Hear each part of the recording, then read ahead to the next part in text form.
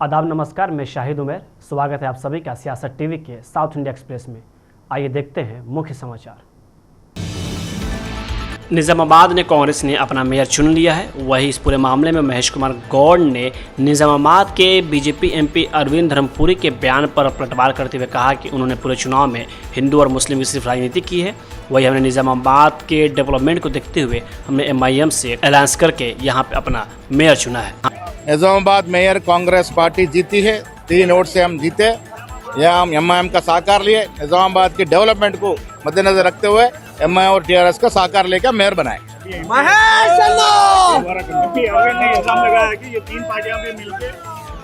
अरे अरविंद इलेक्शन से पहले हिंदू मुस्लिम बनते बनते पब्लिक की दिमाग खराब करा।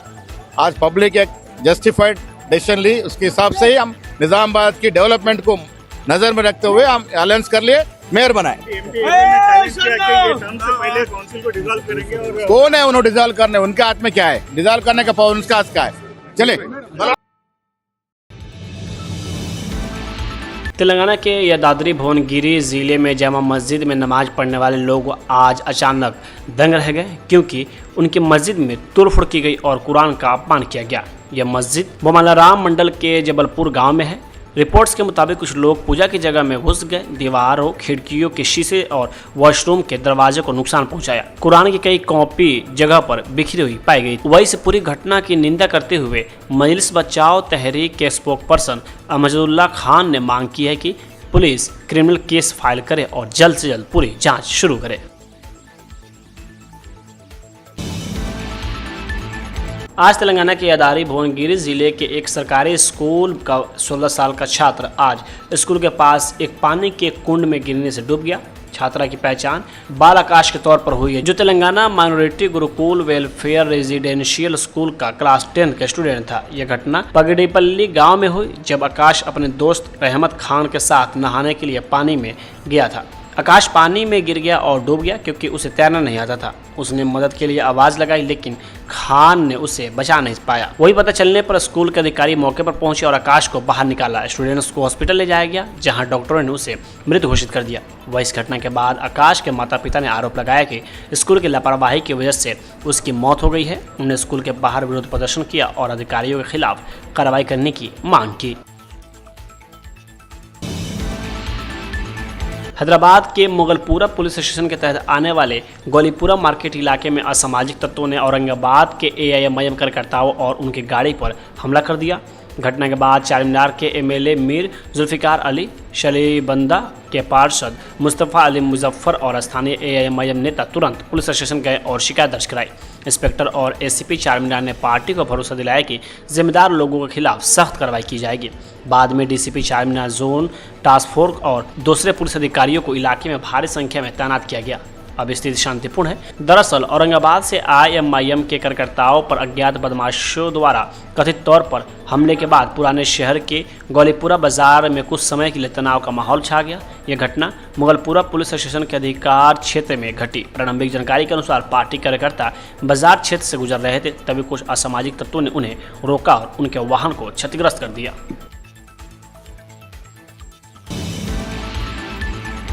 तेलंगाना के कोमराम भीम आसिफाबाद जिले के एक सरकारी स्कूल में पीने के पानी की कमी को लेकर आज स्टूडेंट्स का एक ग्रुप ने प्रोटेस्ट किया। यह घटना त्रियानी मंडल के गुरुकुल आश्रम गर्ल्स स्कूल में हुई। स्टूडेंट्स ने आरोप लगाया कि जब उन्होंने हॉस्टल में पीने के पानी की कमी के बारे में टीचर्स से शिकायत की तो उन्होंने ध्यान नहीं दिया और उन्हें प्रिंसिपल से बात करने के लिए कहा।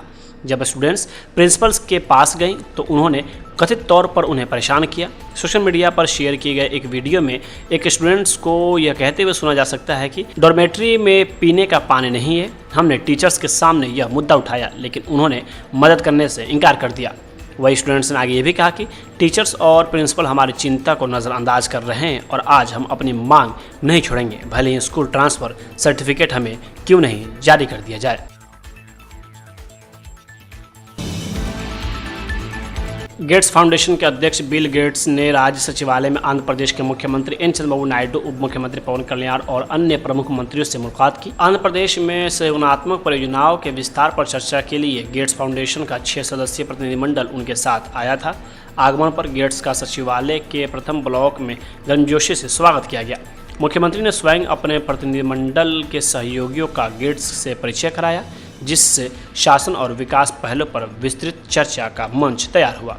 अपनी यात्रा के दौरान गेट्स ने सचिवालय में रियल टाइम गवर्नेंस केंद्र का निरीक्षण किया। मुख्यमंत्री नायडू ने उन्हें बताया कि आरटीजीएस प्रणाली किस प्रकार प्रौद्योगिकी का उपयोग करके सरकारी कार्यों की निगरानी और उन्हें बेहतर बनाती है। चर्चा में डिजिटल शासन और माध्यम से विभिन्न क्षेत्रों में प्राप्त उपलब्धियों पर प्रकाश डाला गया और वास्तविक समय के डेटा आधारित प्रशासन के लिए आंध्र प्रदेश के मॉडल को प्रदर्शित किया गया। आरटीजीएस दौरे के बाद गेट्स और उनके प्रतिनिधिमंडल ने मुख्यमंत्री, मंत्रियों और वरिष्ठ अधिकारियों के साथ बैठक में भाग लिया। चर्चा का मुख्य केंद्र शिक्षा, स्वास्थ्य और कृषि क्षेत्रों में परियोजनाओं को मजबूत करना था, जिनमें गेट्स फाउंडेशन राज्य के साथ सक्रिय रूप से साझेदारी कर रहा है। नायडू ने राज्य का स्वर्णधान विजन 2047 प्रस्तुत किया, जिसमें सार्वजनिक स्वास्थ्य, शिक्षा और कृषि क्षेत्रों में सुधारों और दीर्घकालीन लक्ष्यों की रूपरेखा प्रस्तुत की गई। प्रदर्शित प्रमुख पहलों में मेडटेक कार्यक्रम, निदान सेवाएं, सटीक और प्रौद्योगिकी आधारित कृषि और संजीवनी परियोजनाएं शामिल थी, जिसे गेट्स फाउंडेशन के सहयोग से कार्यान्वित किया गया। कर्नाटक की राजनीति में एक बार फिर से बयानबाजी तेज हो गई है। राज्य सरकार में मंत्री प्रियंक खड़गे ने आरएसएस पर तीखा हमला बोलते हुए उसे शैतान करार दिया और भारतीय जनता पार्टी को उसकी छाया बताया। उन्होंने संगठन की फंडिंग, कानूनी स्थिति और संवैधानिक जवाबदेही पर सवाल खड़े करते हुए वित्तीय अनियमितताओं के आरोप भी लगाए। खड़गे ने कहा कि आरएसएस के बिना भाजपा का अस्तित्व कमजोर पड़ जाता है। उन्होंने कहा कि अगर आरएसएस नहीं होता तो भाजपा की स्थिति और खराब होती। हम आज शैतान की छाया से लड़ रहे हैं। शैतान कौन है? आरएसएस। उसकी छाया कौन है? बीजेपी। अगर हम छाया से नहीं असली स्रोत से लड़े तो देश अपने आप बेहतर होगा। वहीं बीजेपी एमएलए महेश ने कहा कि मैं सीधे प्रियंक खड़गे से पूछना चाहता हूं कि एक बड़ी कंपनी जो कर्नाटक आने वाली थी, वे इस बारे में बात नहीं कर रहे हैं। वे आरएसएस, बीजेपी के बारे में बात कर रहे हैं। आरएसएस एक नेशनल ऑर्गेनाइजेशन है जो देश के लिए काम करता है। खड़गे जी को जो उसका जो वैफल्य है उसको दबाने के लिए कभी भी कुछ बात करते हैं तो आरएसएस और बीजेपी के ऊपर करने का उसका एक तरीका हो चुका है। उसको एक मॉडल बनाने के लिए भी उन्होंने सोच रहा है। मैं प्रियंका खड़गे से सीधा सीधा पूछना चाहता हूँ, इतना बड़ा कंपनी कर्नाटक को जो आने का था वो उसके बारे में बात नहीं कर रहे। वो आरएसएस के बारे में बात करते हैं, बीजेपी के बारे में बात करो, हमको क्या तकलीफ नहीं है, क्योंकि we are also political party, you are also political party. But what about RSS? RSS को एक देश का भक्त संगठन है, देश के लिए काम करने वाला संगठन है। देश का कुछ भी हो गया तो उसको प्राण त्याग करके भी अगर कोई काम करने वाला है संगठन है तो आरएसएस है। आप अननेसेसरी आरएसएस को खींचने का ये जो काम कर रहे हैं वो ठीक नहीं है। मैं सीधा आपको बोलता हूँ, जब आंध्र प्रदेश और तेलंगाना के लिए यह कंपनी के आ रहे थे वो निकल गया, उसके बारे में प्रियंका खड़गे कुछ भी बात नहीं करते। दूसरे तरफ हेट स्पीच बिल अभी कर्नाटक में लाने के लिए कोशिश कर रहे हैं। मैं सिद्धरामैया से पूछना चाहता हूँ, ऐसा बात करने वाले को पहले आप हेट स्पीच बिल जो आप बनाने के लिए कोशिश कर रहे हैं उसमें ये ऐड कर दीजिए। पहला जो प्रियंका खड़गे हर दिन आरएसएस के बारे में बताते हैं उसके बारे में आप कुछ नहीं बोलते हैं। बाकी कोई भी मिनिस्टर भी बोलने के लिए रेडी है, लेकिन सिर्फ और सिर्फ प्रियंका खड़गे इसके बारे में बात करने के लिए चाहते हैं। इसके लिए रक्षा मंत्री राजनाथ सिंह ने कहा कि डीआरडीओ की लीडरशिप में जिस डेडिकेशन और साइंटिफिक अप्रोच के साथ आप सब काम कर रहे हैं, मुझे पूरा भरोसा है कि आपका अप्रोच देश की स्ट्रेटेजिक पावर को और मजबूत करेगा। डीआरडीओ नए टेस्ट करता रहता है, इससे आपको तो खुशी मिलती ही है, हमें भी खुशी मिलती है। और डीआरडीओ की लीडरशिप में जिस डेडिकेशन और साइंटिफिक अप्रोच के साथ आप लोग काम कर रहे हैं, मैं पूरी तरह से आश्वस्त हूँ, एश्योर्ड हूँ। आपकी यह अप्रोच देश की स्ट्रेटेजिक पावर को और स्ट्रेंथ देगी, मेरा ऐसा विश्वास है। डीआरडीओ का जहां तक प्रश्न है, डीआरडीओ ने अब तक की अपनी यात्रा में जिस प्रकार की सफलताएं अब तक हासिल की, चाहे वह मिसाइल बनाने का हो या फिर अन्य वेपन्स के बनाने का हो या एडवांस डिफेंस टेक्नोलॉजी हो, उसमें एक एस्टेब्लिशमेंट के रूप में आप सभी का मैं मानता हूं कि मेजर कंट्रीब्यूशन रहा है। और आज तो मुझे खुशी होती है कि मैं देखता हूं कि कुछ ही दिन के अंदर इंटरवल पर डीआरडीओ कुछ नए टेस्ट करता रहता है। आप लोगों को तो खुशी मिलती ही है, लेकिन हम जैसे लोगों को भी बैठे हैं यहाँ पर। कर्नाटक के मंत्री प्रियंक खड़गे के आरएसएस वाले बयान पर बीजेपी एमपी कमलजीत शेरावत ने कहा कि ऐसी बातें वही लोग कहते हैं जो आरएसएस को नहीं जानते। जो लोग आरएसएस को समझते हैं वे जानते हैं कि वहां रहने वाले लोग समाज और देश के लिए योगदान देते हैं। वे अपना समय और अपनी कमाई समाज के लिए योगदान देने में लगाते हैं। ऐसे लोग जिन्होंने अपने घर भरने के बारे में सोचा है वे आरएसएस को नहीं समझ सकते। राष्ट्रीय स्वयंसेवक संघ को न जानने वाले लोग ही इस तरह की बात कर सकते हैं। जो लोग आरएसएस की मूल भावना को समझते हैं उन्हें पता है कि ये शाखा में वहीं के रहने वाले व्यक्ति किस तरह से अपना योगदान समाज के लिए और देश के लिए करते हुए अपने समय और अपनी आय से इन पैसों को खर्च करके अपने समाज के लिए योगदान देते हैं। तो ऐसे व्यक्ति जिन्होंने खुद को घर के भरने की सोची हो वो आरएसएस के बारे में समझ ही नहीं सकते। राहुल गांधी जी आजकल एक अलग तरह की राजनीति कर रहे हैं। हर सत्र में भ्रम फैलाना और एक वातावरण तैयार करना कि सरकार इस बात पर झूठ बोल रही है या मिथ्या कर रही है। जैसे कि एसआईआर पर हमने देखा जब बोलने की बारी आई तो उनके पास बोलने के लिए कुछ नहीं था। अब इसी तरह यूएस डील पर वो कह रहे हैं कि किसानों के हित के साथ समझौता हुआ, जबकि कॉमर्स मिनिस्टर इसका स्पष्ट जवाब दे चुके हैं। ट्रेड के सारे वंदे मातरम को लेकर सरकार के हालिया नोटिफिकेशन पर कांग्रेस एमएलए बीके हरिप्रसाद ने कहा कि उनका राष्ट्रवाद बिल्कुल अलग है। उन्होंने जो किया वह गोवलकर ने 1996 में अपने विचारों के कलेक्शन में जो लिखा था उसी को आगे बढ़ाया है। उन्हें राष्ट्रगान से बहुत ज़्यादा दिक्कत थी। कथाकथित नकली राष्ट्रवादियों ने अपनी शाखाओं में राष्ट्रगान या वंदे मातरम नहीं गाया है।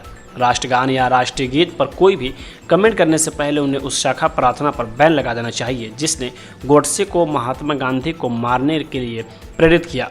यह रविन्द्रनाथ टैगोर थे जिन्होंने वंदे मातरम के सिर्फ 2 छंद गाने का सुझाव दिया था। बीजेपी के पास कोई और मुद्दा नहीं है। वे लोगों का ध्यान भटकाना चाहते हैं और पश्चिम बंगाल चुनाव के लिए वे ये नया एक्सपेरिमेंट कर रहे हैं। हम इसकी निंदा करते हैं।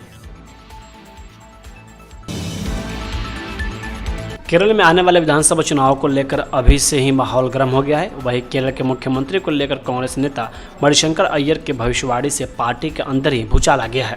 कांग्रेस के सीनियर लीडर मणिशंकर अय्यर ने दावा किया है कि केरल में सीपीआईएम नेता पिनराई विजयन एक बार फिर से मुख्यमंत्री बनेंगे। ये दावा तब किया गया है जब कांग्रेस राज्य में 10 साल का सूखा खत्म करने की कोशिश कर रही है। कांग्रेस लीडर मणिशंकर अय्यर के बयान पर कांग्रेस लीडर उदित राज ने कहा, मणिशंकर अय्यर कौन है? मैं मणिशंकर अय्यर को नहीं जानता। मैं जानता हूं कि एक समय था जब वह कांग्रेस में थे और वह एक सीनियर लीडर थे। उनकी बहुत इज्जत है, लेकिन जहां तक कांग्रेस के बारे में उन्हें के कमेंट की बात है तो वह रिलेवेंट है। उन्होंने मीडिया से आगे कहा कि वह अब कांग्रेसी नहीं है, उनके पास कोई पद या कोई पोर्टफोलियो नहीं है। आप उनसे क्यों नहीं पूछते कि वह क्या कर रहे हैं और इसका क्या मतलब है? मणिशंकर अय्यर के बयान के बाद मानव कांग्रेस में भूचाल आ गया है। वही इसके बाद पवन खेड़ा ने सोशल मीडिया प्लेटफॉर्म पे पोस्ट किया। पोस्ट में उन्होंने दावा किया कि अय्यर का कांग्रेस से लेना देना नहीं है। उन्होंने लिखा कि मणिशंकर अय्यर का पिछले कुछ सालों से कांग्रेस से कोई लेना देना नहीं है। वह पूरी तरह से अपने पर्सनल हैसियत से बोल और लिख रहे हैं। तमिलनाडु में विधानसभा चुनाव इसी साल होने वाले हैं। चुनाव अप्रैल या मई में हो सकते हैं, लेकिन इसे लेकर कांग्रेस ने तैयारी अभी से शुरू कर दी है।